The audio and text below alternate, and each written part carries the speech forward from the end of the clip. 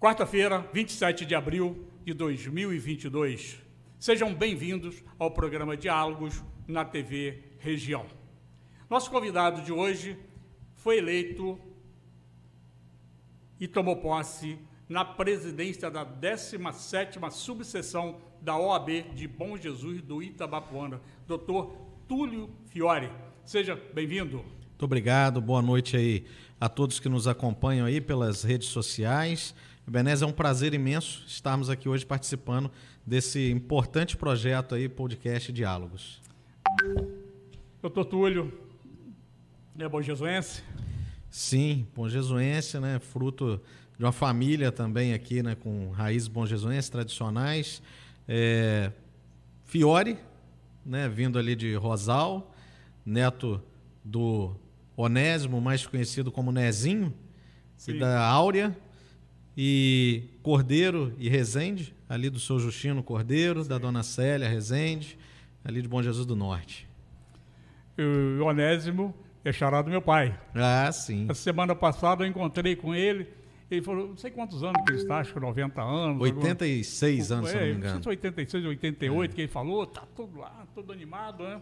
Aí ele olhou para mim, né? Você é Ebenezer, né? Filho do meu xará, né? Você disse, opa, e aí, como é que tá? Começamos, brincamos ali, conversamos um pouquinho, né? 88 anos, 88. 1934. Ele me falou, 88 anos. Mas isso aí. E na fase de criança, adolescente, juventude, você estudou onde? Ebenezer, eu estudei no pré-alfabetização na escola Curso Domingos Sávio, com a professora tia Isabel e tia Leonara, se eu não me engano. Depois fui para o MV1, né, o extinto MV1, e o ensino médio eu formei no Colégio Rio Branco. Formei ali no Colégio Rio Branco no ensino médio. Posteriormente fui para a universidade, né, em Sim. Campos e Itaperuna. Interessante, né? O Colégio Rio Branco teve muitos que estudaram lá e chegaram a desembargador, né? Tinha um número enorme de desembargadores que agora muitos deles já não estão entre nós, outros estão aposentados, né? É um colégio tradicional e que eu tive a oportunidade de estudar, o meu pai e o meu tio.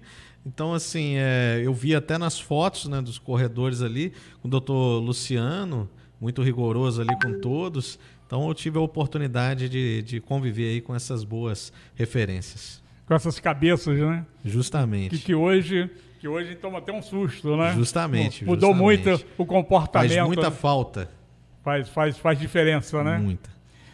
Nós temos vários assuntos aqui para conversar com o doutor Túlio, mas nós vamos aqui num assunto que é um dos principais motivos para que ele esteja aqui conosco, para falar aqui diante do Diálogos com vocês que estão nos assistindo e aqueles que irão nos assistir. Doutor Túlio, fala um pouco sobre essa crise, né, no TJRJ, com esse problema lá tecnológico, que as coisas não estão funcionando. Explica o que está acontecendo nesse meio de campo confuso. Ebenezer, é explicar o inexplicável o que eu vou dizer aqui. E eu queria muito contar com a compreensão de você que nos acompanha. A advocacia, a sociedade nunca passou por algo tão tenebroso como tem passado no último mês junto ao Tribunal de Justiça do Estado do Rio de Janeiro.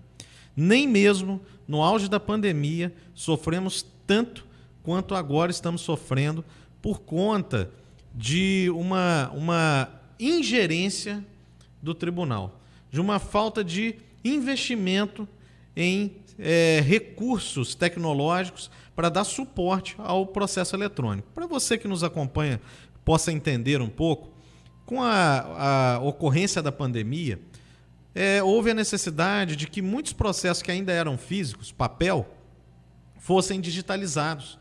E isso demanda de um sistema que dê suporte a isso. Esses processos foram digitalizados, novos processos vieram ali sendo ingressados no Tribunal de Justiça, ao ponto de que, a partir do dia 6 de abril do corrente ano, o sistema colapsou. Todos os dias, nós, advogados e advogadas, não só de Bom Jesus, mas todos que militam do país inteiro, mas que militam no Tribunal de Justiça do Estado do Rio de Janeiro, que tenha processo aqui, né? Que tem um processo aqui no Estado, acordam sem saber se o sistema nesse dia vai funcionar. E eu digo para você que nos acompanha, por mais inacreditável que seja, desde o dia 6 de abril desse ano, nós não temos um sistema que funciona um dia sequer. Desde o dia 6 de abril desse ano, advogados e advogadas estão literalmente tendo que conviver com a ansiedade, com a angústia de querer e não poderem trabalhar.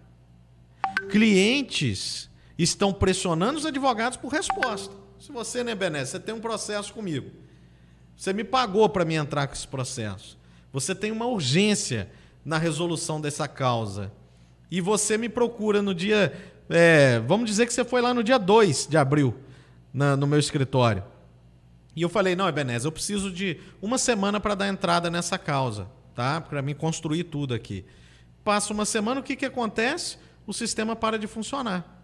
E você vai lá, e aí, Túlio, já deu entrada? Ebenezer, o sistema deu um problema, mas acredito que vai resolver amanhã o protocolo. E aí vem dia 7, dia 8, dia 9. Aí te liga. E, Ebenezer, cara, o sistema ainda não está funcionando, Ebenezer. Eu estou ficando até a noite no escritório, até 10 horas para ver se eu consigo. Estou vindo 7 da manhã, 6 da manhã para o escritório, mas eu não consigo protocolar, Ebenezer. E dá dia 27, você me liga e eu estou com essa mesma conversa com você. Humanamente, se eu fosse o cliente, eu inicialmente ia falar, peraí, como que um Tribunal de Justiça, em 2022... Com tantos recursos, né? Tribunal de Justiça, né? Que tem uma das custas mais caras do mundo, como é que está até hoje sem funcionar? Como que está até hoje? E isso é o que os colegas advogados e advogadas têm ouvido. Como que não está funcionando? Como, doutor? Eu te paguei. Se vira. E a OAB, dentro da sua função jurisdicional, ela tem feito o que está ao seu alcance. Nós, como subseção, temos diariamente oficiado a presidência do Tribunal de Justiça do Estado do Rio de Janeiro, para que ele tome providência, eles tomem providências, para que esse sistema possa ser restabelecido e para que a gente possa trabalhar. Tem colegas vivendo à base de remédio, tem colegas que estão todos endividados, que não conseguem trabalhar, não conseguem fazer recurso, não conseguem dar retorno para os clientes. E eu só quero isso. A seccional, através do nosso presidente, Luciano Bandeira, através do nosso procurador-geral, Fábio Nogueira, tem acionado o Conselho Nacional de Justiça, que, para quem não entende, né, vamos esclarecer, quem é leigo, é um órgão superior ao Tribunal do Rio, responsável por punir quando há algum ato ali irregular, que é esse que está acontecendo, esse descaso que está acontecendo. A seccional já acionou o Conselho Nacional de Justiça buscando as medidas cabíveis ali. O tribunal já foi notificado para que no prazo de 5 dias dê explicações, porque nem explicação o tribunal dá para a gente, tá, Ebenezer? Nem explicação. O que está acontecendo? Está ignorando os advogados. Ignorando. O Tribunal de Justiça do Estado do Rio de Janeiro tem tratado a advocacia e a sociedade com verdadeiro desprezo. E a advocacia que está na ponta da lança, desculpa a expressão que eu vou usar aqui agora, porque não é uma expressão formal, nós estamos tomando porrada de todos os lados e tentando junto nos proteger.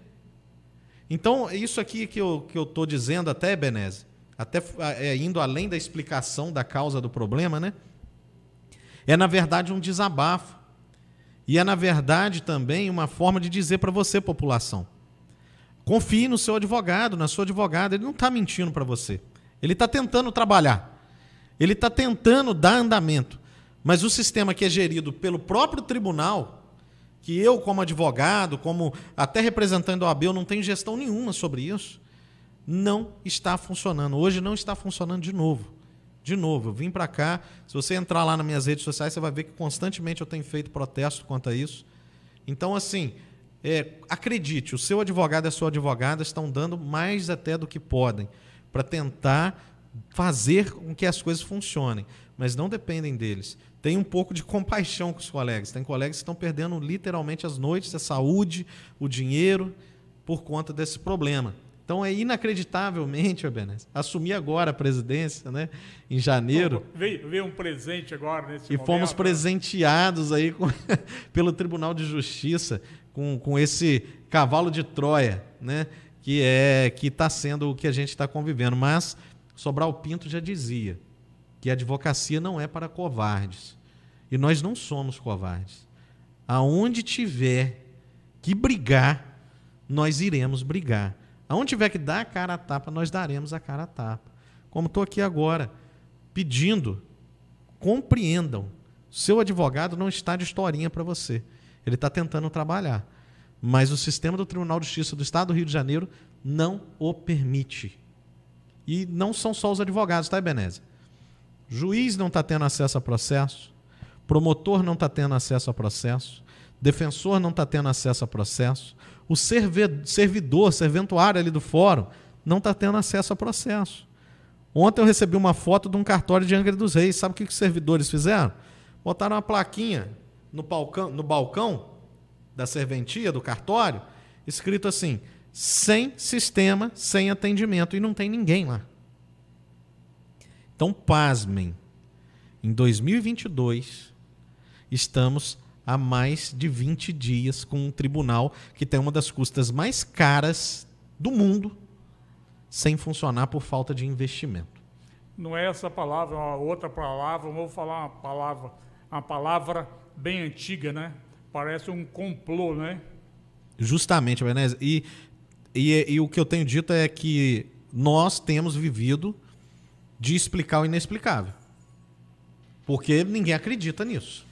O que estranha a qualquer pessoa da sociedade, vocês que estão militando na advocacia, tem esse... E nós somos aqui né, simples mortais, leigos nesse conhecimento, que já temos extremas dúvidas na justiça, nas decisões judiciais, e principalmente esse negócio que a justiça é cega, né? Mas às vezes ela é tão cega que não vê nada, né? Então a gente fica com essa expectativa, assim, e a gente realmente, além de... Acho que não tem nem palavras para a gente explicar o que está acontecendo no estado do Rio de Janeiro com o Tribunal de Justiça. Eu disse hoje na entrega de carteiras a novos advogados lá na subseção que o advogado, a advogada, é a última barreira entre o Estado poderoso, injusto e o cidadão.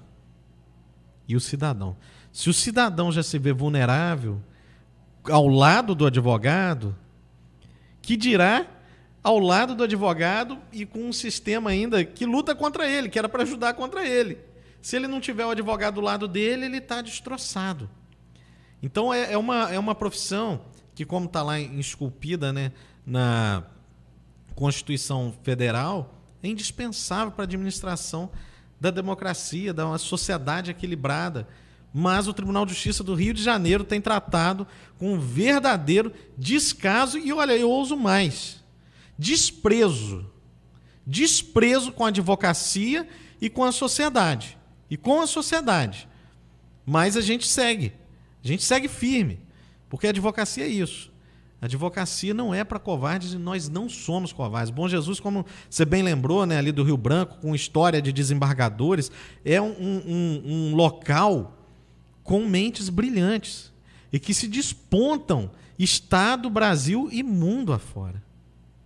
E a advocacia de Bom Jesus é um celeiro de excelentes e brilhantes advogados e advogadas. A advocacia de Bom Jesus é conhecida estado afora, eu caminhando aí, representando a subseção, a gente ouve. É uma advocacia diferenciada. Tem essa referência? Tem essa referência, Ebenezer. É porque muitas das vezes quem é do local não valoriza. Ou às vezes não conhece, você está tão perto ali. Que acha que é comum. Que não convive, às vezes, né? A gente às vezes não precisa da justiça, ou às vezes precisa... E a questão de recursos também, advogar, a gente como cliente não é barato. E hoje tudo você precisa de um advogado, né? Mas na realidade, você fazendo essas colocações, ou esta colocação, é muito interessante para que nós possamos entender e conhecer um pouco da nossa cidade. Sem dúvida, Bom Jesus é um celeiro de mentes pensantes. Não só na advocacia, né, Beneza? Nós temos tantas pessoas com um brilhantismo tão grande. Quando a gente vai ver o berço, Bom Jesus do Itabapoana. Então, nós precisamos valorizar. Nós precisamos valorizar a nossa terra. Como eu disse aqui, representando a advocacia, nós precisamos valorizar a advocacia local.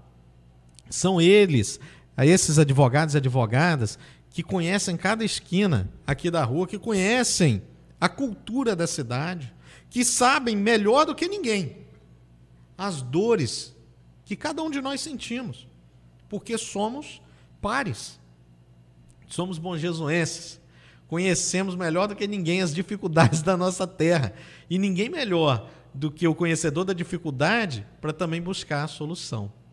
Então aqui não é só uma questão de bairrismo, mas é uma questão de que a conversa, o conhecimento dado a Bom Jesus é de terra de excelentes advogados e advogadas. Esse é o conhecimento que nós temos para lá. Os desembargadores naturais de Bom Jesus fizeram excelente trabalho junto aos tribunais. Marcaram presença. Marcaram presença. Os magistrados originados de Bom Jesus marcaram presença. E eu deixo aqui um registro de um magistrado que marcou a nossa cidade, marcou a subseção e que aposentou há pouco tempo. Marcou a geração dele. Dr. Luiz Alberto Nunes da Silva, pessoa que tem a admiração de todos os advogados, bonjesuenses, que abriu mão até de muita coisa para ficar aqui em Bom Jesus como magistrado, que foi presidente da subseção da OAB em Bom Jesus também, enquanto advogado, e que respeitadíssimo junto ao tribunal, bonjesuense. Ele era muito prudente, pelo que eu percebi, que ele era prudente nas decisões que ele canetava, né? Até porque, como eu disse, quem conhece as dores sabe a solução. Não decide de qualquer forma. Não decide de qualquer forma. Nós temos aqui também a doutora Fabíola, conhecedora não natural, né, de Bom Jesus, mas ao longo de tanto tempo aqui, acaba criando raízes, né? Então também que é uma juíza também que vem deixando uma marca muito positiva. Bom Jesus é uma terra muito próspera, tanto de material humano, né, quanto de possibilidades a serem exploradas também. Nós precisamos olhar para a nossa cidade, olhar para os profissionais que aqui trabalham e, às vezes, ter um pouco mais de sensibilidade quanto a isso. Né? Que tem também gente ruim, né, Ebenezer? Todo lugar, né? Todo lugar tem, mas são minoria. Sim, são minoria. Sem dúvida. Faz barulho. Todo lugar e em todas as classes. Né? Sem em dúvida. Todas as classes de profissionais, de cidadãos, tem essa dificuldade, tem essas demandas, né, que Sem acontecem. dúvida. Mas só abrindo um parênteses dentro de que você está fazendo essa colocação aí agora, ontem, quando o Marcinho Almeida estava aqui, justamente trouxe ele passou um perrengue na vida dele para chegar onde que ele chegou. Foi muito bacana o bate-papo nosso aqui. Aham. Mas o que é interessante é que ele falou justamente a quantidade de jovens empreendedores que tem em Bom Jesus. Sim. Eu falei assim, pô, que legal, porque você é jovem, eu já estou fora desse público, eu conheço as pessoas, só é filho de quem, neto de quem, aí a gente passa a conhecer. Fora disso, a gente já não lembra quem são as pessoas mais. Isso é interessante, Ebenezer, porque na advocacia, cada colega que abre um escritório é um novo empreendimento. É um novo empreendimento. Ele está ali também se lançando na iniciativa privada, gerando receita para o município, gerando muitas das vezes empregos, porque os escritórios empregam pessoas. Então é uma geração que realmente tem empreendido muito e numa qualidade muito boa também. Eu até comentei com ele, vamos voltar a conversar, quem sabe a gente faz um workshop voltado para esses jovens que são empreendedores e quem sabe colocar todas essas classes, até para ter uma integração conhecendo uns aos outros, sabendo cada um qual o mercado que ele está buscando, o que ele está se propondo a fazer. Eu acho uma ideia muito bacana essa do workshop, muito legal mesmo. Quem sabe a OAB pode nos ajudar, né, nessa caminhada. Estamos de portas abertas, não tenha dúvida disso. Para fazer isso, independe de vários parceiros, sim, né? sim. Não só de recursos, mas também de apoio, né? Para poder juntar esse público, trazer pessoas de fora para poder fazer uma palestra. Espaço e estrutura a nossa subseção tem. Somos privilegiados com isso. Nossa sede é atrás da prefeitura ali de Bom Jesus, temos um salão para mais de 100 pessoas, climatizado, com auditório com som, com tudo. Então, quem sabe é um projeto que possa caminhar. Vamos estudar isso aí, né? Sim. Planejar, quem sabe podemos fazer isto esse ano. Sem dúvida. Porque na realidade a gente está conversando aqui, batendo um papo e falando de coisas sérias. Bater papo é coisa séria, não é? Até brincando a gente tem que brincar sério, né? A gente não pode brincar brincando, né? Tem que ser brincar sério, né? Então nós temos que fazer, nós temos que agir. Eu preciso me organizar. Nada, faz do jeito que dá para fazer. Na segunda você vai melhorando, na terceira você melhora. Você tem que começar a fazer, não tem... O que eu digo duas coisas, Beneza. Uma é que você não pode ser o profeta do óbvio. O que é ser o profeta do óbvio? Todo mundo enxerga o problema, né? Olha, é difícil, não tem isso, não tem aquilo. Tá, mas e a solução? Poucas pessoas, elas dispensam de tempo pensando na solução. Então, a primeira coisa, não seja o profeta do óbvio. Viu um problema? Pensa na solução. Que nem aqui, a gente conversando, vem a ideia do workshop. Por quê? Para capacitar essa juventude, que às vezes está aí pronta para empreender também, mas está sem saber o como fazer. E aí pega outro que já está fazendo, compartilha das dores, dos caminhos que vem trilhando, isso aí já é um norte. E a outra coisa é que é melhor feito do que bem feito. Porque o idealizador, o cara que fica ali pensando na perfeição, não, quando tiver perfeito, aí eu faço.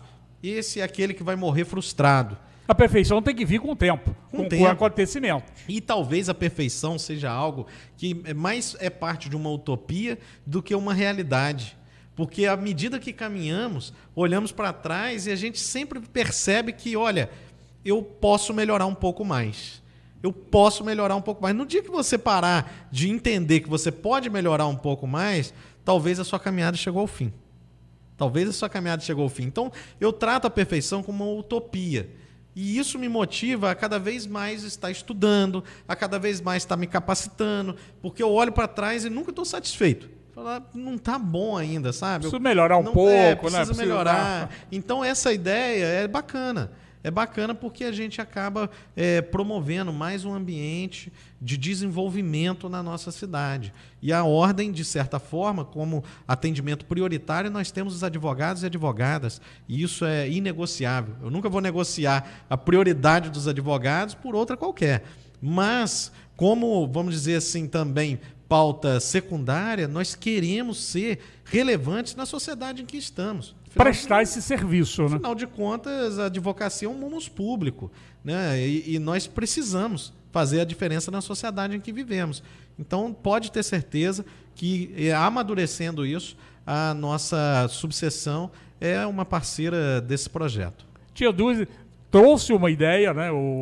Quer dizer, ele me apresentou a situação, eu levei a ideia, ele comprou a ideia, já estou trazendo para vocês, já são 3, né? Tinha uma ideia, são 3 aqui, né? Já dá para começar a conversar, né? O homem mais sábio registrado, né, que seria Salomão, ele diz que na multidão de conselhos há sabedoria, né? Então, a gente conversando, trocando ideia com mais de umas pessoas, a gente encontra o ponto de sabedoria. E o apoio dos próprios advogados para esse público, até em termos de orientar, fazer palestra para eles, que tem muitas coisas que a gente desconhece. Sim. Até porque a lei ela é muito... Né, ela tem as suas alternâncias, todo dia vem artigo, vem projeto, vem não sei o quê. É tanta coisa que a gente, como leigo, a gente não entende nada, como se entende patavinas disso. Né? Houve muito depende, né, Ebenezer? Às vezes a gente pergunta do direito e fala assim, não, depende. Pode ser assim, pode ser assado. E aquilo que a gente conversava aqui antes de entrar, né? Uma coisa é a justiça, outra coisa é o judiciário, né? A justiça idealizada é perfeita. Agora, quando a gente entra para os judiciários, é aquele monte de entendimento. Então, aí complica. E burocracia, né? E burocracia. Então, nós podermos instruir a sociedade é um papel muito primoroso aí a ser exercido por todos nós. Sem dúvida. Alguma coisa que você gostaria de acrescentar sobre o tema que nós estávamos falando sobre o TJ, essa crise violenta, né? É um absurdo. É um absurdo. É uma coisa Beneze, a nossa expectativa é de que ao longo dessa semana ainda haja a estabilização do sistema. Mas essa era a expectativa também de semana passada. Sim. Tá? Então, assim, a nossa expectativa é essa, de que ao longo dessa semana haja estabilização do sistema para que a partir da próxima nós possamos, enfim, retornar a trabalhar. Quem é o responsável para resolver isso? Tribunal de Justiça do Estado do Rio de Janeiro. E quem é o cara lá de dentro que tem a caneta para tomar essa decisão? Hoje existe uma figura lá dentro, né, que se chama, é um departamento que manda mais do que o presidente, na verdade, que se chama DGTEC, que é o Departamento de Gestão de Tecnologia do Tribunal de Justiça. E está nas mãos deles. Hoje eles mandam mais do que juiz. Porque se o sistema não funciona, o juiz não decide. Já parou para pensar nisso? O sistema não funciona, o juiz não tem caneta. Uma sensação que passa para eu, leigo, e creio que para muitos que poderão estar e estarão assistindo, acho que isso está até isso há uma situação lá dentro que queira que isso aconteça. Talvez seja. Não duvido que possa acontecer essas figuras. Agora, acontecia isso na época da máquina de escrever? Não. Acho que não, né? Não. Cada um tinha a sua? Cada um tinha a sua e as coisas funcionavam. Concentra-se muita, vamos dizer assim, poder em poucas pessoas de gestão e uma gestão que não é comprometida com uma boa prestação de serviço para a sociedade. Com esse interesse público, né? Não tem. Porque se tivesse, teria vindo de um plano de investimento, não é de um ano para trás, não.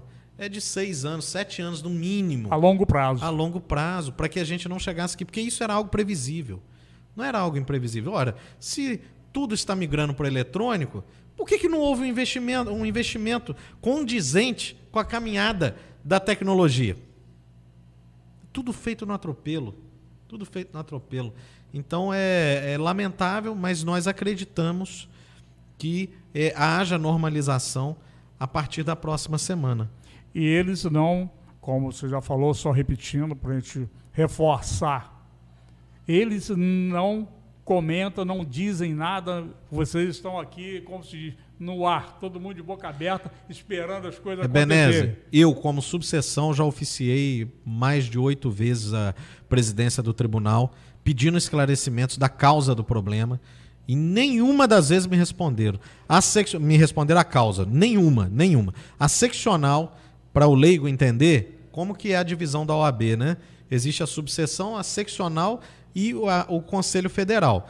E isso é basicamente o prefeito, o governador e o presidente. Vamos dizer assim. Eu é como se eu estivesse num cargo de prefeito. Tá? E o nosso presidente da seccional, que seria o governador, né? Ele também oficia o tribunal. Manda ofício para o tribunal para que o tribunal esclareça a causa. E nem a ele responde. Então, por isso, nós acionamos o Conselho Nacional de Justiça para que haja uma intervenção no tribunal. E para que nós possamos saber, abrir essa caixa preta aí, qual que é a causa disso e responsabilizar quem for de fato. Porque penalizado, quem está sendo é a advocacia e a sociedade. Hoje nós estamos sendo penalizados, estamos pagando uma pena que não temos culpa. Mas responsabilizar nós precisamos encontrar quem é, para que pague esse preço, porque é muito alto a pena que toda advocacia está amargando aí. Está sangrando todos os dias. Mas eu acredito que nós vamos encontrar, porque a seccional está empenhada nisso. Sem dúvida. O cargo no caso de presidente, no caso, você é o presidente da subseção de Bom Jesus do Itabapoana. Quais prerrogativas da função que a função exige? Hoje, como eu disse aqui, né? Hoje eu represento a advocacia de Bom Jesus perante os órgãos públicos e perante a seccional, que é, né, o controle do Estado aí da OAB, vamos dizer Que assim. seria o OAB estadual para OAB nós. estadual. Para Isso nós. aí, vamos dizer assim, a OAB estadual.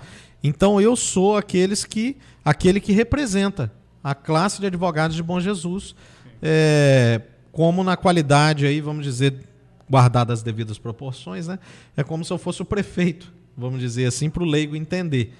E represento perante o governador, ou se eu tiver que representar uma causa da advocacia local perante o Conselho Federal, também estarei falando em nome da advocacia bonjesuense. Sem dúvida. E qual o relacionamento que você tem, a OAB bonjesuense, com a Nacional?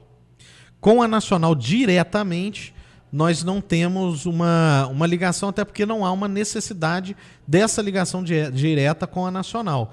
Nós temos uma ligação direta e próxima com a nossa seccional, que representa o Estado. Sim. Então nós temos, principalmente agora, né, com esses problemas todos que a gente enfrenta, a gente tem um contato todos os dias, diário, e durante o dia inteiro, integral, com toda a liderança estadual, desde o presidente, procurador, outros diretores responsáveis por cada pasta dentro da OAB. Graças a Deus a gente tem desenvolvido uma linha de relacionamento muito próxima com a seccional e que isso, com certeza, já está trazendo, mas trará aí grandes benefícios aí para a advocacia da nossa cidade. Caramba, então assim, velho, dá coceira na garganta agora não. Deixa eu tomar uma água aqui. Na realidade, né, essas situações são bastante complexas. E no caso, o que motivou você a assumir essa função temporária em termos, né? Sim. Porque você é temporal, né? São 3 anos de mandato. 3 anos de mandato. E o que me motivou, eu acho que, Ebenezer, é um caminho muito natural. Tudo que eu me envolvo, como eu disse aqui, né, num determinado momento, eu não gosto de ser o profeta do óbvio.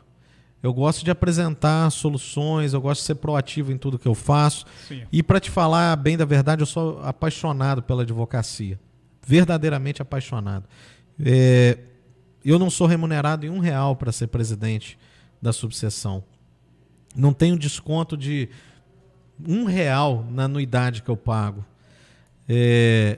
Mas a satisfação de poder servir a classe e entender que dessa forma eu estou contribuindo para aquilo que eu mais amo, que é a advocacia, para mim, é um cumprimento de um sacerdócio. Então é um caminho natural que eu vim caminhando. Não digo que foi algo de um desejo, de, sei lá, de colocação, sabe, de ego.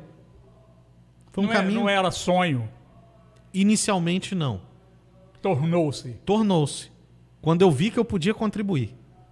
Quando eu vi que eu poderia fazer mais. Você se sentiu preparado para isso? Me senti preparado. Me senti preparado e também senti esse retorno da classe a qual eu pertenço. E para mim não tem honra maior do que poder ter confiado a mim esse reconhecimento deles, em poder representar. Então, para mim, assim, é algo de muita honra, de muito respeito, e que eu, vamos dizer assim, eu atuo com temor e com tremor, porque para mim é uma responsabilidade muito grande representar toda essa classe que eu tanto admiro, que nem eu disse, é um celeiro de pessoas valiosas que nós temos aqui. E eu representá-los, para mim, é uma honra imensa. Eu tenho 35 anos e represento, às vezes, pessoas... Tão garoto ainda. O meu vice-presidente, o doutor Nassif Reis, ele tem mais tempo de advocacia do que eu tenho de idade. Então, para mim, é uma honra, sim, representar homens e mulheres que, às vezes, estão recém-chegados e que têm sonhos de vida. E também representar homens e mulheres que estão há décadas e construíram um nome, construíram ali, sabe, toda uma reputação perante a sociedade. Para mim, isso é algo, assim, como eu disse, que eu encaro com temor, com tremor e com muita gratidão e fervor no coração. São desafios. Agora, existe dentro do grupo presidente, claro que passaram vários presidentes da subseção, hoje você está lá presente. Como presidente você tem pouco tempo, Mas como membro, participante, você está lá há bastante tempo. Sim. Existe muito conflito lá dentro de, não, eu quero isso aqui, aí o outro, não, eu não quero isso aqui, e precisa de chegar a um acordo disso, ou não tem muito desses momentos? O que eu digo, o que eu repercuto e o que eu sempre vi, e eu posso dizer isso até de Bom Jesus, o presidente anterior a mim, Dr. Gilberto Matos, a quem eu sou muito grato por tudo que ele fez e me permitiu também fazer. A gente aqui sempre teve uma consciência. Quando eu estou dizendo a gente aqui, eu estou dizendo sobre a advocacia bonjesuense. Nós temos um partido muito claro a ser defendido pela OAB aqui. E o partido se chama Advocacia. Nós temos uma ideologia muito clara e muito bem fundamentada na nossa gestão, que é a Constituição Federal, o Estatuto da Ordem da Advocacia e qualquer lei que seja congênere a benefício e prerrogativas da advocacia. A nossa ideologia é essa, o nosso partido é esse. Então existe sim essa discussão às vezes, de a gente ter que se entender, mas é sobre a busca do bem maior da advocacia. Eu tenho uma frase que eu carrego comigo, que eu digo que diferença todos nós temos, e muitas, e isso é bom, é saudável. Faz bem. Faz bem. Que saiba lidar com isso. O mundo dos iguais deveria ser um mundo muito chato. Um mundo muito chato e imperfeito. A desigualdade caminha para a perfeição. Então, diferenças nós temos, e muitas, mas o que nos une é maior. E na advocacia é isso que a gente trabalha. A nossa gestão, nós caminhamos dessa forma. O que nos une é maior, e o que nos une é a advocacia. Então, às vezes há divergência. Às vezes há isso, aquilo, mas a visão é só uma. O alvo é um. O alvo é um. Na nossa gestão, de forma clara, né? Nossa preocupação maior não é a política. Nossa preocupação maior não são os partidos políticos. Nossa preocupação maior é a advocacia. Se algo interfere nisso, se algo interfere diretamente nessas questões aí, se é partido da política contra a advocacia, aí é interesse nosso. Aí é outra briga, né? Aí é outra briga. Outro caminho a ser seguido. Como você falou em Constituição, seguir as leis, né? Era uma coisa que a gente ia falar mais no final. Então vamos falar do STF. Vamos aproveitar já esse gancho. Tão falado, né, ultimamente, né? Não, ninguém conhecia STF, uns anos para cá, né? E todo mundo, rapaz, até criança de 5 anos, nós já sabe quem são os caras lá do STF, né? No caso, como você avalia, né? Essa questão de algumas decisões que parece, né, assim, ingerência do STF. Eu, como leigo, também tem uma briga política, né, dentro disso. Sim. Como advogado, conhecedor da lei, que vive isso, qual o seu entendimento, qual a sua avaliação do STF dentro da Constituição? Então, é interessante fazer só uma ressalva aqui quando você disse, né, todos conhecem hoje o STF. Isso tem uma causa, porque lá atrás não existiu TV Justiça. As sessões do STF não eram transmitidas 24 horas aí, com reprise até, né, em rede nacional aberta. Com a TV Justiça, isso começou a ganhar proporção. E com os julgamentos políticos, ganhou uma proporção maior ainda. O que eu acho do STF? O que eu acho do STF é que é um tribunal que é a ponta da justiça brasileira. Eu tive a oportunidade de participar de julgamentos no STF, participar lá de sustentação oral de recurso, e para mim foi um motivo assim de uma honra muito grande, um advogado bonjesuense lá perante os ministros da STF, que é a ponta da lança, eu concordando ou não.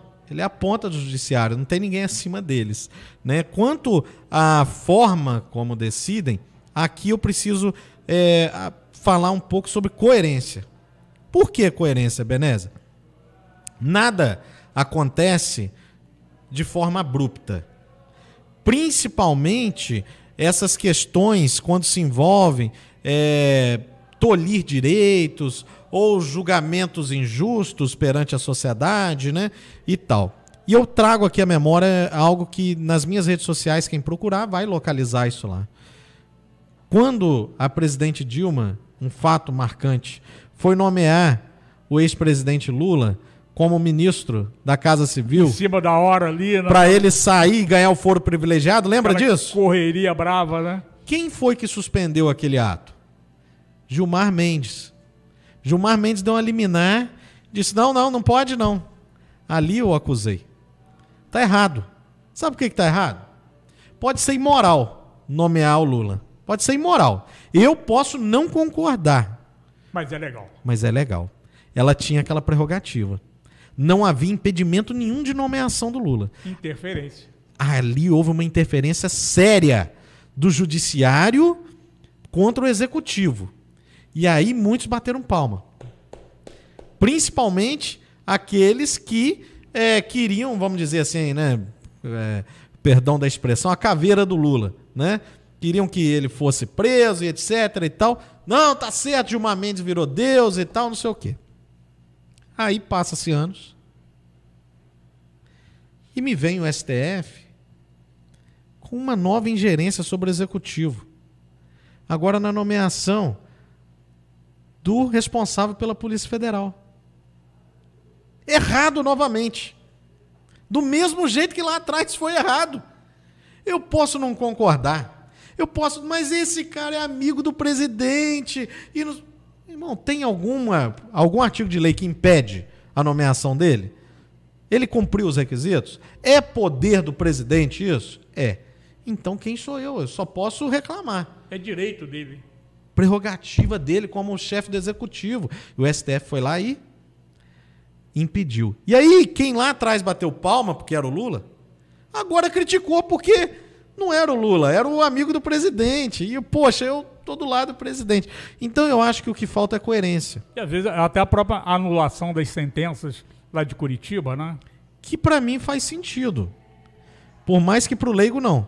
Sim. Porque desde o início da Lava Jato, eu era um dos críticos à forma de condução, por entender que aquela forma de condução, vazando áudios que eram sigilosos e nem mesmo autorizados por conta de competência do juiz, ele não tinha competência, ele não tinha poder, vamos dizer assim.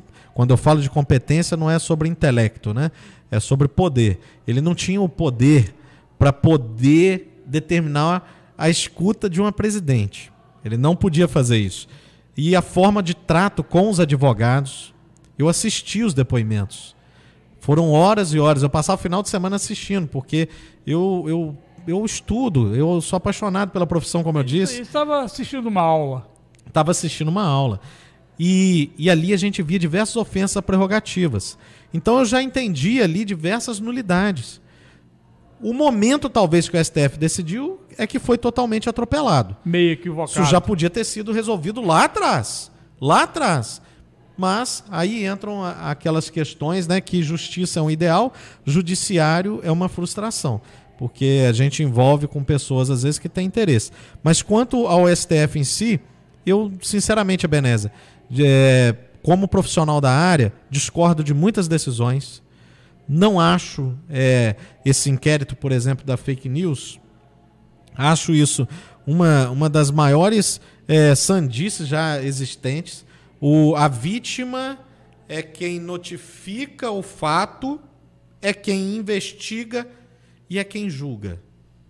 Não faz sentido algum isso em qualquer plano terrestre e extraterrestre. E, para mim, isso é uma sandice. Mas... insano isso, né? Infelizmente, há base legal para que essa coisa insana aconteça. Agora, a minha pergunta é: onde que estão os nossos legisladores? Eles estão com um montão de processos com eles para decidirem lá, os caras do Senado, E né? quem os colocou lá, Ebenezer? Mas o povo não sabe de nada disso. Mas aí que tá. O povo não sabe, mas reclama. Sim. O povo não sabe, mas quer pedir o impeachment porque agora decidiu dessa forma, mas antes bateu palma. Então, a grande questão é que há um plano de poder em tudo isso. Há um plano de poder. Todo político, na verdade, ele quer chegar no poder. Cada um tem o seu ponto de vista lá, mas ninguém está preocupado com o povo. Ninguém quer dar instrução ao povo, porque tem medo que no dia que o povo tiver conhecimento, o plano de poder deles vai ruir. Eu sempre comento com algumas pessoas, e já comentei aqui com mais de uma pessoa, que a gente falando aqui, tem mais de uma pessoa que vai ouvir. 5% que acontece na política, se o povo soubesse, não votaria em ninguém. Não votaria em ninguém. Eu não discordo de você.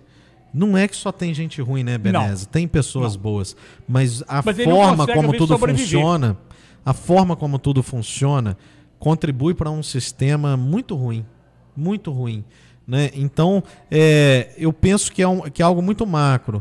Eu não sou desses que defendem a queima do STF, pegar aquele careca e balançar a cabeça de ovo, né, como o deputado disse lá. Não defendo isso, acho esse tipo de declaração extremamente ofensiva e tem que ser repudiada. Nós não podemos encarar o ataque a autoridades, se eu concordo ou não concordo com ela, como sendo algo normal. Só que não pode também ter dois pesos e duas medidas, né? Eu posso discordar do presidente em vários pontos, mas também não posso sair fazendo aí um ataque ou uma campanha de morte para o presidente. Isso é um absurdo. Ele é o meu presidente. E se eu acredito na democracia, votando ou não votando, em quem está ocupando o poder, ele é o meu presidente. Acabou. Isso é a democracia. Isso é um pensamento democrático. A democracia não é quando só a minha ideia prevalece. E quando não prevalece é porque, olha... Não, a democracia tem humildade para entender que, olha, talvez o meu ponto de vista não era o melhor. E a maioria decidiu o contrário. E por mais que eu continue pensando dessa forma, o meu papel agora não é de minar quem lá está, mas é de fomentar um pensamento crítico para que possam refletir. Será que aqui não era melhor a gente escolher dessa forma do que da outra? Só que hoje... totalmente inflamado. E aí o STF tem gente que defende que tem que matar ministro, que tem que impeachment de todo mundo, que tem que voltar. Eu não sou dessa forma. Decisão judicial primeiro se cumpre, se não se concorda, recorre. Ou primeiro, ou depois que vem a decisão do judicial, a primeira coisa que se faz é se questionar, né? E como que a gente questiona? Recurso.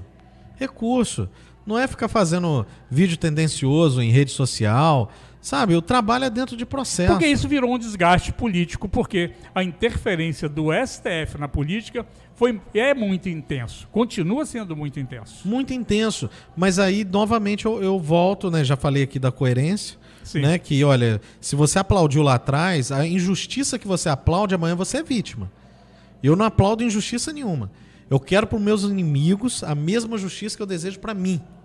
Eu quero isso. Entendeu? Eu não desejo para ele o mal. Eu desejo a justiça que eu desejo para mim. Para mim. Porque eu sei que se eu aplaudir a injustiça para ele, amanhã eu vou ser vítima dessa injustiça. Então é uma questão muito clara nesse sentido. Entendeu? E a outra questão é que nós vemos, por exemplo, a necessidade do STF de muitas das vezes, ele, que nem a gente disse, ele invadiu o poder executivo, mas invade também o poder legislativo. Quando ele vai lá e tem que, por exemplo, reconhecer como o crime de injúria racial, né, equiparar o crime de injúria racial à questão da homofobia. Quando tem projetos de lei que não andam em Câmara e Senado. Isso era papel da Câmara e Senado. Legislar. Só que o STF tem que ir lá e legislar. Equiparar, reconhecer a união civil do mesmo sexo através de decisão judicial. Isso era para ser papel do legislador. Eles tinham que ter coragem, ter hombridade. Eles tinham que fazer o serviço deles. Parar com essas conversas fiadas. Que aqui, discutir em 2022 uns temas que já estão resolvidos já e sepultados há mais de 20 anos atrás, e eles estão gastando tempo e dinheiro nosso com os temas que não trazem evolução nenhuma e importantes reformas Traz que não confusão, caminham. mano. Que não caminham. Importantes reformas que não caminham. E quando caminham de forma obscura, que a população bate palma e nem entende o que aconteceu, achando que foi bom. E quando vê, foi ruim. Reforma da Previdência, Benese. Muito bom, muito bom, muito bom, até um parente seu precisar de uma pensão por morte. E aí você descobrir que, opa, A minha mãezinha vai precisar agora da pensão por morte do meu pai que faleceu. Meu pai contribuiu, sei lá, R$3.000 para deixar para ela aqui R$3.000 de pensão. Mas a minha mãe não recebe mais R$3.000 porque a reforma da Previdência limitou a 50%. A 50% da contribuição, mais 10% por dependente. Ou seja, se é só viúva, ela vai receber, nesse exemplo, R$1.500. Vivia com 3.000, vai ter que viver agora com 1.500. Mas bateram palma. Sem nem saber para que estava batendo palma. Batendo palma para avião. Entendeu? Jogando pedra em avião, pessoal. Aí só quer batendo palma. Sabe nem o que está lá dentro. Eu quero trazer, preciso trazer, alguém que conheça essas leis. Essa nova lei. Essa nova lei do INSS. Para a gente vir aqui e trazer isso a público. Porque, na realidade, até os advogados, muitos deles ainda não sabem nem o que está acontecendo, né? Benez, a legislação brasileira é uma loucura. Todos os dias são atos normativos novos, entendimentos novos, e isso demanda dos advogados estarem constantemente em estudo. Os advogados que atuam na área, eu não tenho, vamos dizer assim, eu não tenho competência técnica para ficar falando de previdenciário aqui. Algumas coisas eu sei porque eu vivi na minha família, né? Mas eu não atuo nessa área diretamente. Então, assim, mas os colegas bom-jesuenses que atuam nessa área, qualquer um que você pegar pode ter certeza que vai estar por dentro e no fio para te responder cada coisa dessa, apesar de complexo. Mas é bastante confuso. Sobre o STF, só para a gente... não, tem mais um detalhezinho aqui, mas eu vou falar outro antes. Por exemplo, às vezes tem acontecido de alguma apreensão de quantidade de cocaína, volume alto. Porque quando se pega uma menina, um menino ali com 50 gramas, com 30 gramas, eles vão lá, prende, tem aquele barulho todo.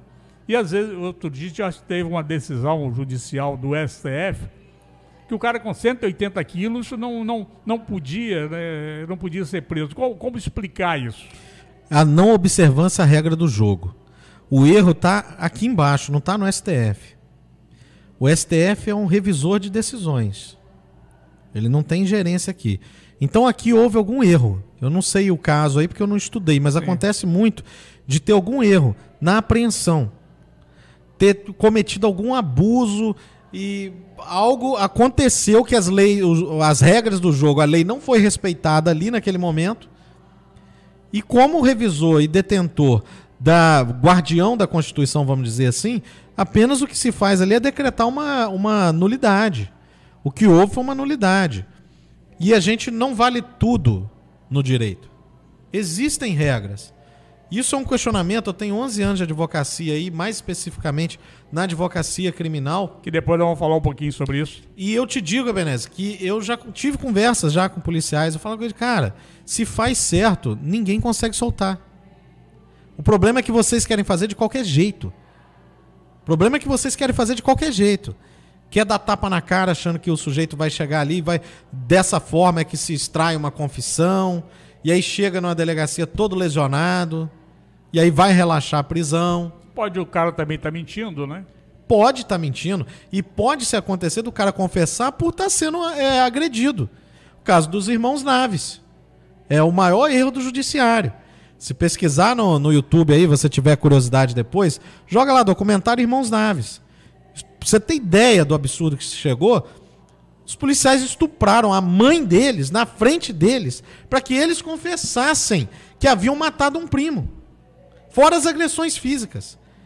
Primo esse depois que um dos irmãos andando pela rua, depois que foi solto, muitos anos depois de prisão, encontrou com ele. Ele nunca havia sido morto, ele fugiu porque estava com a dívida. Isso acontece até hoje. Isso, infelizmente, acontece até hoje. A questão do flagrante, né?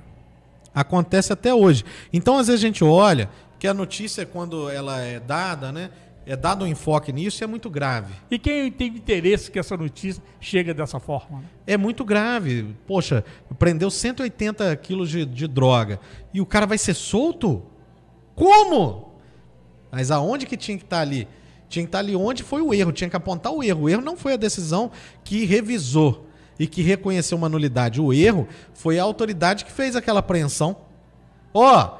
O cara fez uma apreensão mal feita, gastou dinheiro público e ainda contribuiu para a insegurança pública, porque investigou mal, porque prendeu mal, porque forjou uma prova.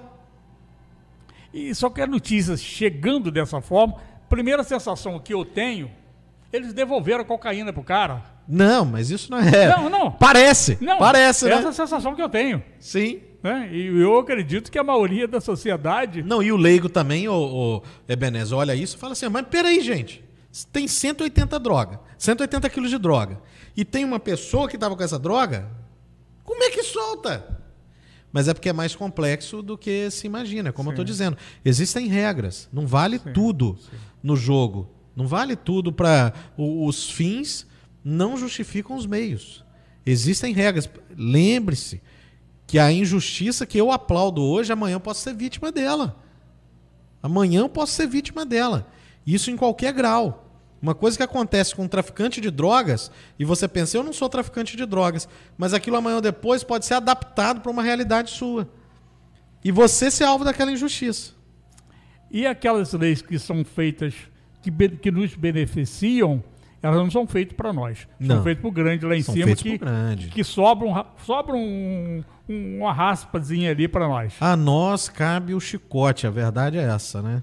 Que é o que eu estava dizendo antes aqui também, né, Beneza? A gente trabalha duro, sol a sol, para manter esses marajás lá em cima, lá com a vida boa, né? Daniel Silveira. Daniel Silveira. Acho um sujeito extremamente tosco, tá?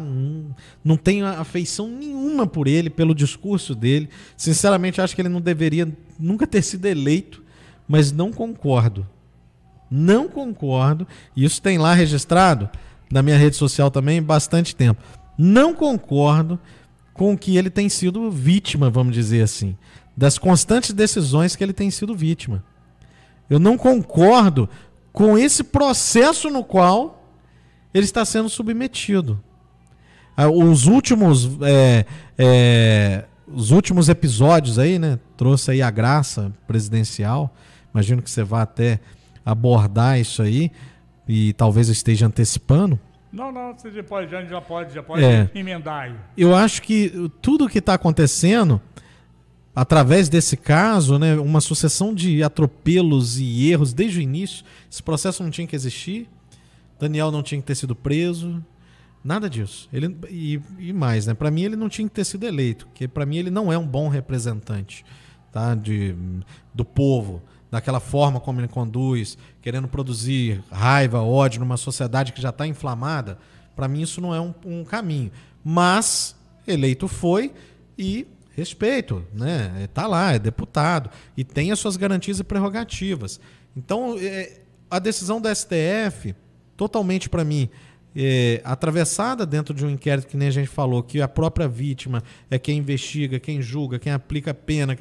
Muito insano tudo isso que a gente pensa. Tem um filme que chama Dredo, que o cara o Dredo é uma autoridade que anda numa moto e ele decide quem está praticando crime. Ele olha, você está praticando crime. E ele pega aquela pessoa, ali mesmo ele executa a pena que ele entende justa. Olha que loucura. A gente está na época do Dredo quase aqui, né? E entendo também que o ato do presidente de graça é uma prerrogativa dele. E isso tem até um vídeo do Moraes, né, falando sobre isso com bastante tranquilidade. Na verdade, o Moraes ali se tratava sobre o indulto. Salvo o melhor juízo, que eu vi esse vídeo, ele falava sobre o indulto. E há uma diferença entre graça e indulto, né? Parecem iguais, mas não são. Indulto vamos dizer assim... é impessoal, não é para uma pessoa. O indulto beneficia várias pessoas. É coletivo. É coletivo. As pessoas ouvem muito falar sobre o indulto natalino, né? Sim. Então, esse indulto ele beneficia várias pessoas. A graça, que é inédito, nenhum presidente tinha feito isso, né? Ela é para uma pessoa. Fizeram naquela época do César e Batiste, né? Batistes. Teve alguma coisa semelhante. Teve uma coisa semelhante, mas na forma como foi agora, não. Porque o cara era terrorista, não era brasileiro, era italiano, tinha aquela... E o que houve? É prerrogativa do presidente. E pronto. Ele pode. No meu entender, e aqui está uma divergência jurídica gigantesca por ser algo novo, tá? No meu entender, só tem um erro. O momento. O presidente não poderia conceder graça de uma pena que ainda está sob discussão de recursos. Ela não transitou em julgado. Daniel Silveira não tem que cumprir pena. Por quê? Porque ainda há recursos a serem apresentados. Então, o momento que o presidente apresenta a graça, para mim, é equivocado. Para mim, isso mais é um ato político dele, de querer se colocar como um revisor do STF, e para mim isso é um ato gravíssimo, gravíssimo esse ato dele. Retribuiu um pouco da gravidade que o STF faz com ele. Mas aí, como que a gente conserta com outro erro?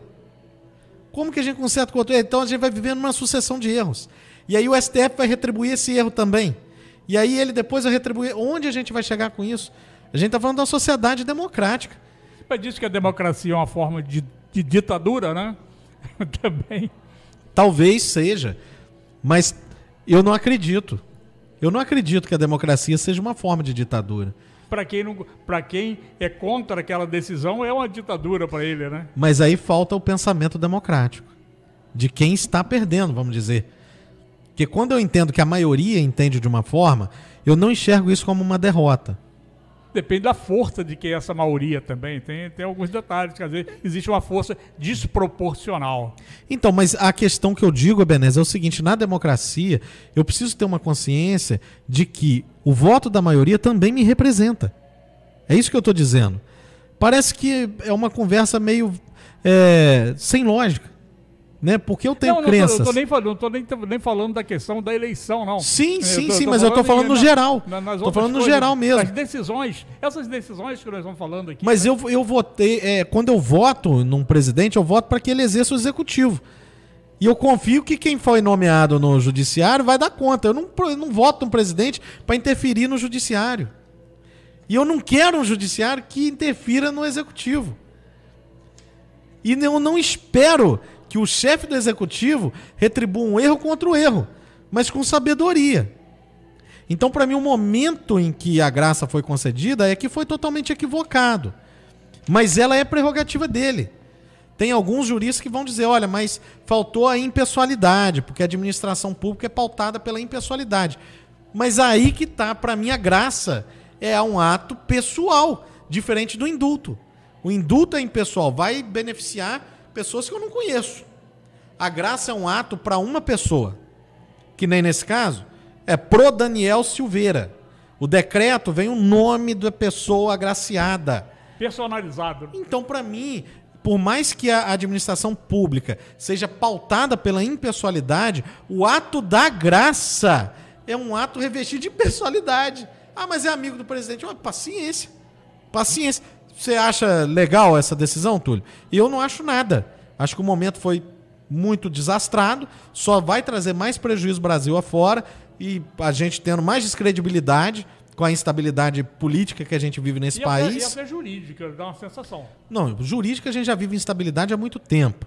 Os advogados que trabalham aí sabem disso. A gente não pode nunca falar para o nosso cliente, uma pelo código de estatuto, né? O nosso estatuto da ordem diz que eu não posso garantir resultado, porque não sou eu que dou. Não sou eu que defino nada que o meu cliente tem. E outra também, porque hoje os tribunais, cada um entende uma coisa. Cada juiz é um código de processo, é uma lei que ele entende de uma forma e é a gente que lute, né? Então, assim, eu não acho nada, eu só acho que foi num momento horrível.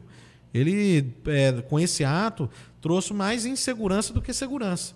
E inflama muito, né? Se tivesse transitado em julgado, eu ia te falar aqui assim, perfeita a decisão. É prerrogativa dele. Entendeu? E não cabe a mim discutir se eu concordo ou não concordo. O que cabe a mim é a lei prevê, dá essa prerrogativa ao presidente? Dá. Tá em trânsito, já transitou em julgado? Já. Tem como reverter essa pena? Não, não tem como reverter. Então a graça tá legal. Não mas tem ele nada. Mas ele ia ser cassado agora? Eu não acompanhei muito o processo, porque isso é muito burocrático para ele. A Câmara puxou para ela a responsabilidade de decidir sobre essa questão de cassação. Há uma ordem lá, né, do STF, mas aí é o que eu disse, é passivo de recursos. É passivo de recursos. E aqui, para mim, é que foi o erro temporal, vamos dizer assim. Fora isso, concordando ou não concordando, prerrogativa do presidente. E siga a lei. Está resolvido. Está resolvido. Outra prerrogativa da OAB, tem prerrogativa de autarquia federal, sendo apenas um conselho particular de advogados. Isso é verdade? Beneze, eu não entendi muito bem, assim. Não, no caso, a OAB é como se diz, são prerrogativas da autarquia federal, sendo apenas um conselho particular de advogados. Não precisa pagar nenhum imposto, não precisa prestar conta a ninguém. Isso nem os órgãos governamentais possuem. Isto é verdade? A OAB, ela presta conta aos seus, vamos dizer assim, inscritos. Eu tenho a prestação de contas, tenho vamos dizer assim, eu tenho acesso a essas informações. Agora, eu não defendo que a OAB esteja sobre o guarda-chuva do Estado. Por quê? Porque, como a Constituição Federal prevê, nós, a advocacia, somos indispensáveis para a administração da justiça. É como se nós devêssemos funcionar como uma espécie de fiscal nessa sociedade. E quando estamos subordinados a algum poder estatal, vamos dizer, acaba que um momento ou outro nós temos a nossa prerrogativa tolhida. Você pode ir até aqui, daqui em diante você não pode mais ir. Isso é uma faca de dois gumes, né, Beneze? A verdade é essa. Porque quando a gente olha aos olhos da boa-fé, é assim. Agora, se você for querer olhar sobre os olhos da má-fé, talvez isso conceda oportunidade para quem tem interesses escusos. E isso acontece, infelizmente, em todos os lugares. Eu não posso dizer que a OAB é um mundo perfeito, né? Não tem como dizer isso. Mas eu defendo que nós devemos estar, sim, desvinculados da prestação de contas para poder público. A nossa prestação de contas, ela acontece internamente para os nossos órgãos e a cada vez mais, principalmente a OAB-RJ, ela tem implementado um trabalho de transparência de contas, com auditorias e prestação de contas, aonde as coisas ficam bem mais claras do que já foi um dia. Entendeu? Mas é uma faca de dois gumes. O Santa Cruz? Santa Cruz hoje não é presidente do Conselho Federal, né? Hoje o presidente do Conselho Federal é o Beto Simonetti, né? O Santa Cruz esteve como presidente na OAB do Estado, esteve como presidente na OAB Federal e venceu o mandato dele. E hoje quem nos representa é o Beto Simonetti, que é oriundo do Amazonas, né? Quanto à atuação dele, é complicado, né? Aqui em Bom Jesus, é como eu te disse, qual é o nosso partido aqui? A advocacia. Qual a nossa ideologia? É o Estatuto da Ordem, a Constituição Federal. Agora, existem outros que acabam se enveredando aí, né, para uma questão mais política do que representatividade de classe, né?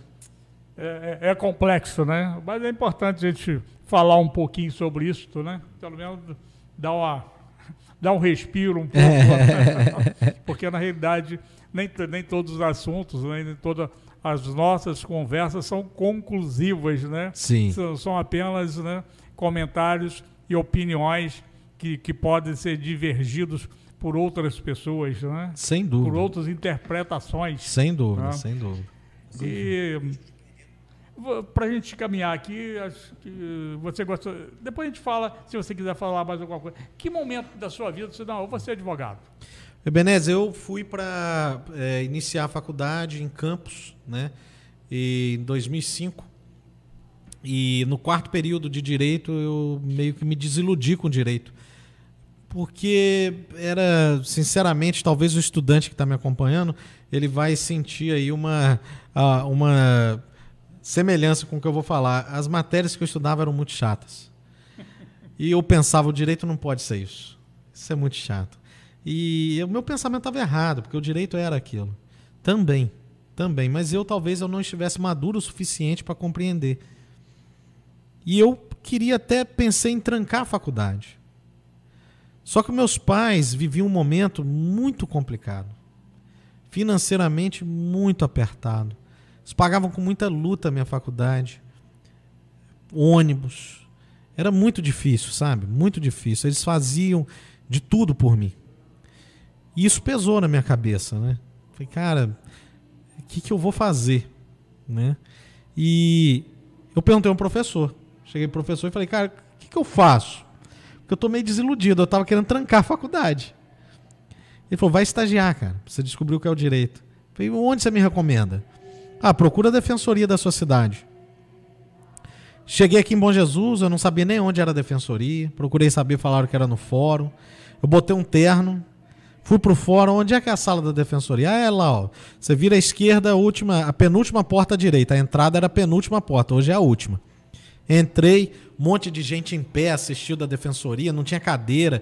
A estrutura era muito precária à época. Tinha uma secretária, Marlene Abdala, que eu mando um abraço para você. E perguntei a ela, Marlene, não sabia o nome dela, né? Falei assim, olha, eu queria estagiar aqui. Lá, o defensor ainda não chegou. Quando ele chegar, você conversa com ele. Chegou o defensor, doutor André da Silva Reite, e aí me atendeu e falou, cara, não tem bolsa, é de graça. Falei, tá bom. Ontem eu queria trancar a universidade. Se você me apresentar o que é o direito, me ensinar, tiver disposto a isso, para mim é o suficiente. E Ebenezer, ali atendendo aquelas pessoas humildes que já tinham ido assim, já tinham recorrido a todos os recursos. Já tinham buscado ajuda de familiares e não conseguiram, já tinham buscado ajudas em entidades religiosas e não conseguiram, já tinham buscado ajuda junto ao município e não conseguiram, elas desaguavam na defensoria pública. Chegavam ali, às vezes, vinham da roça e eram atendidas, chegavam cedo, né? 8 da manhã, 9 da manhã, eu ia atender às vezes 3 da tarde, por causa da quantidade e volume de gente. A pessoa com aquele mau hálito de fome, você lidando com aquelas pessoas tão humildes, sofridas. Ali eu reconheci o que era advocacia, ali eu reconheci qual era o meu sacerdócio. E eu nunca quis fazer concurso público nenhum. Nunca paguei uma taxa de concurso público assim, porque o que eu queria, a partir dali, era advogar. Eu queria isso, eu entendi que era isso que eu queria da minha vida. E dali são 11 anos. Dali são 11 anos, assim, 2000 e final de 2010, né, formei, 2011 abri meu escritório, logo passei na ordem, graças a Deus, e dali em diante 11 anos a gente trabalhando aí. Você tem algum momento que você, como advogado, você presta algum serviço social para esse público carente? Sim. Até hoje, nosso escritório, nós atendemos algumas causas, não muitas, tá? Mas atendemos algumas causas específicas gratuitamente, prestamos serviço gratuitamente, orientação para muitas pessoas, porque eu entendo que aquilo que eu recebi, eu preciso devolver. Eu entendo que a vida é assim, é doando, é se entregando, que a gente faz a vida ter sentido. Não é nem que recebe. Não acredito muito nessas coisas de que é dano que se recebe. Não. Eu acho que é se entregando, se doando, é que a vida faz mais sentido. Então nós temos integração com projetos sociais, até mesmo como a OAB, a gente divulga, e isso não é mérito meu. Também gestões passadas faziam campanhas sociais para ajudar em dificuldades, né? Agora teve Petrópolis, por exemplo. A gente levou doação de água, cestas básicas para os afetados em Petrópolis. Na nossa cidade também arrecadamos centenas de absorventes para a campanha contra a pobreza menstrual e que serão entregues agora para o projeto A Rede. Então, isso como subseção, mas como escritório também, nós muitas das vezes nos disponibilizamos a palestras em escolas e grupos para gente de alguma forma poder contribuir para uma sociedade melhor, né? Que momento que você definiu? Eu vou ser criminal. Na Defensoria Pública. Na Defensoria Pública. Quando eu entrei, eu fui para atender juizado criminal e vara criminal. E ali você vê a dor da família, porque a lei diz que a pena não pode ultrapassar o preso. Só que a lei diz uma coisa e a vida me mostra outra. Que a família é penalizada de todos os lados. A família de alguém que tem um familiar preso é tratada como se todos fossem bandidos, todos devem ser excluídos, e o atendimento junto à unidade prisional é terrível. E ali, vendo aquela dor, eu senti aquela dor. Eu senti aquela dor. E eu entendi que esse era o caminho que eu deveria seguir. E hoje, você está satisfeito com a sua escolha? Beneze, eu não podia estar mais satisfeito com a minha escolha. Hoje, eu atuo num assessoramento de gestão de riscos empresariais e advocacia criminal.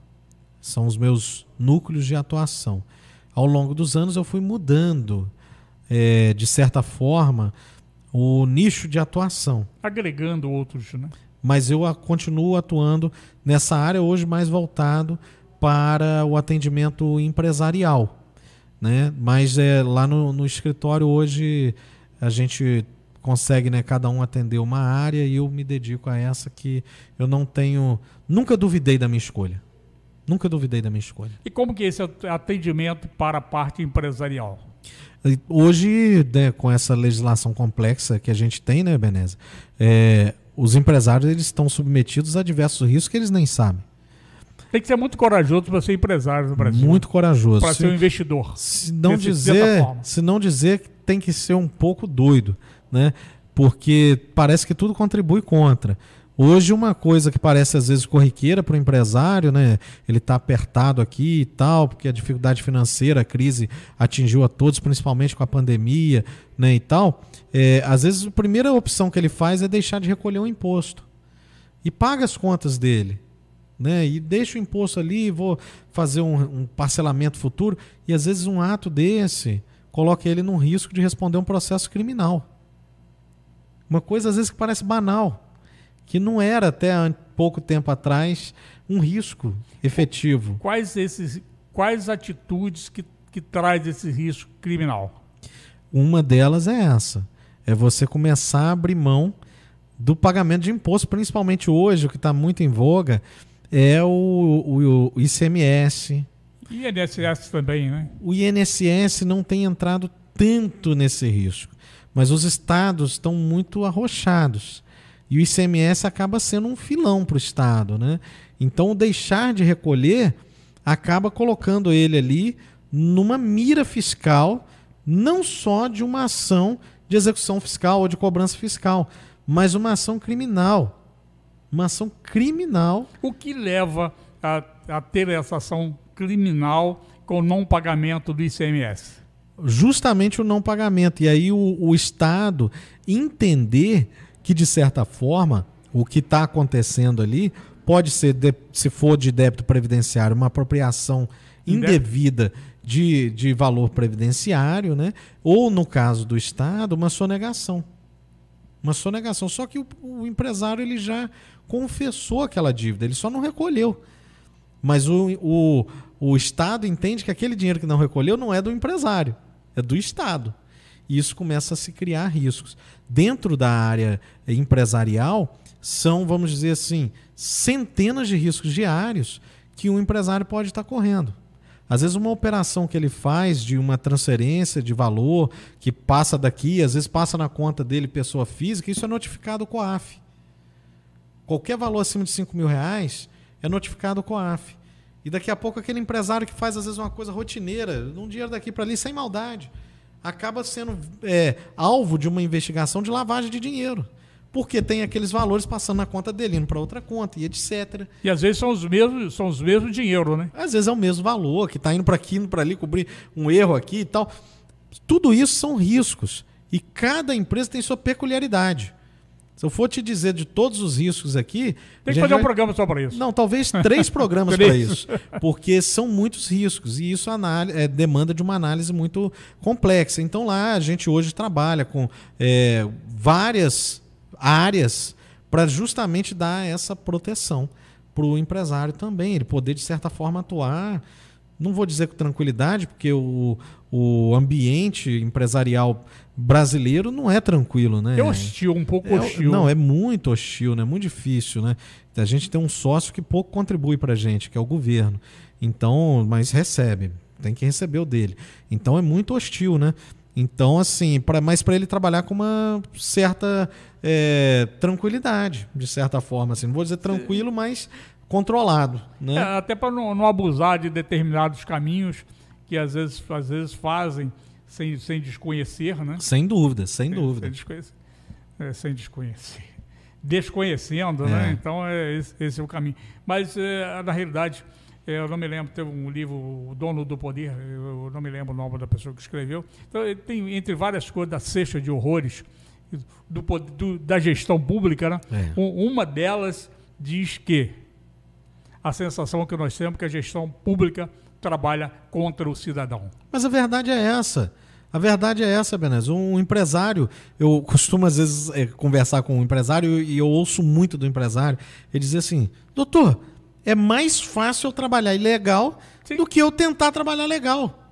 Um sujeito que transporta, vamos dizer, combustível, por exemplo, ele tem o caminhão dele todo regularizadinho, todo certinho, mas ele precisa de uma licença ambiental do INEA no estado do Rio de Janeiro.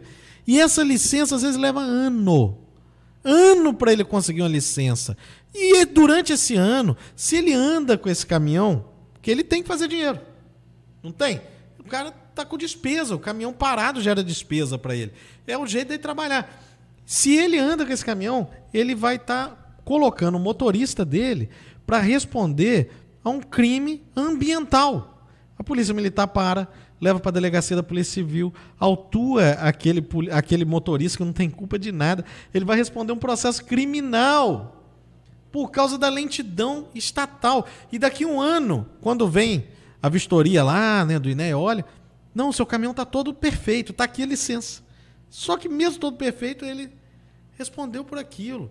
Então, para o cara começar a trabalhar todo legalizado, é uma força contra muito grande. O que dá a entender a gente, às vezes, até que parece que o Estado quer mais que você seja irregular. Porque se cria toda essa dificuldade para você se regularizar. Então, o que ele espera de você? Isso que é muito difícil. Esse ambiente é hostil por isso. Porque tudo contribui contra o bom funcionamento de uma empresa nesse país. E muitos setores são corporativos, né? Muitos setores são corporativos. Muito. Que se mudar isso aqui, perde-se muito dinheiro. Todo lugar tem alguém sendo beneficiado com alguma coisa. Você paga uma taxa aqui para fazer um serviço lá, que você paga outra lá. Parece que é um complô já tratado ali. Tudo casadinho, para funcionar. Para funcionar. Um dominózinho para funcionar. Túlio, doutor Túlio, estamos chegando aqui ao final. O que você gostaria de acrescentar que nós não falamos? Benez, eu queria te parabenizar por essa iniciativa. Acho que isso é um canal, uma ferramenta muito útil de contato com a sociedade, onde você vem trazendo aí, como o próprio nome diz, diálogos, né? Você vem trazendo pessoas de áreas mais diversas para estar aqui proporcionando ao público uma visão também bem heterogênea, né, da sociedade, com informações relevantes. Então, quero primeiramente te parabenizar, te agradecer pelo convite que a gente recebeu com muita alegria para estarmos aqui participando e espero que a nossa contribuição aqui tenha sido positiva de alguma forma para aqueles que nos acompanham aí. E pode ter outros, né? Para sem dúvida nenhuma. Contribuir com isso. Te agradeço pelo teu carinho, pelas suas palavras. Sempre bem-vindo aqui conosco. Eu que agradeço, um forte abraço aí a todos e a subseção de Bom Jesus está de braços abertos aí para apoiar nos projetos. Muito obrigado, doutor Túlio. Seja sempre bem-vindo novamente. A você que nos assistiu, nosso muito obrigado. Aqueles que irão nos assistir, nosso também muito obrigado. E se Deus assim nos permitir, amanhã, às 8 horas da manhã, eu e o Isaac Nascimento com Manhã Regional. E diálogos na próxima semana, se assim Deus nos permitir. Um abraço e uma boa noite a todos.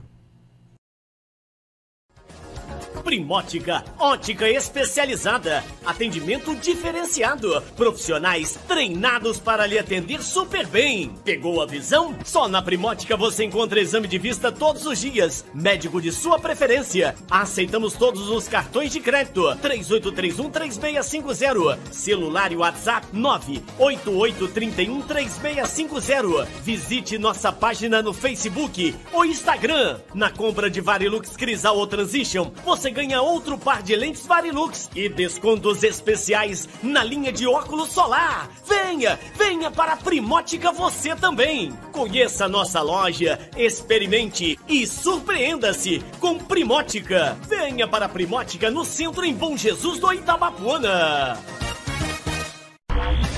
Vem para o Canal das Grifes. Preço e qualidade é aqui. Tênis, camisas regata, calça jeans, bonés, camisa social, camisa florida, bermuda jeans e bermudas Mauricinho. Canal das Grifes. Sigam a nossa loja no Instagram, @Canal das Grifes. WhatsApp 22 998 12 38 31. Canal das Grifes. Já imaginou assistir os melhores canais por apenas R$ 35 mensais? Com acesso TV a cabo via internet, você terá acesso a diversos canais como Sport TV, ESPN, Premiere, Discover, UFC, Fox, HBO, Cinemax, Telecine e muito mais. Com acesso TV a cabo via internet. Faça contato agora mesmo e peça já o seu pacote. WhatsApp 22 998 08 19. Falar com André Matos. Ótica Bom Jesus, a ótica da sua cidade. O melhor atendimento para você, cliente super especial da Ótica Bom Jesus, na rua Doutor Abreu Lima, 97, loja 101, no centro da cidade.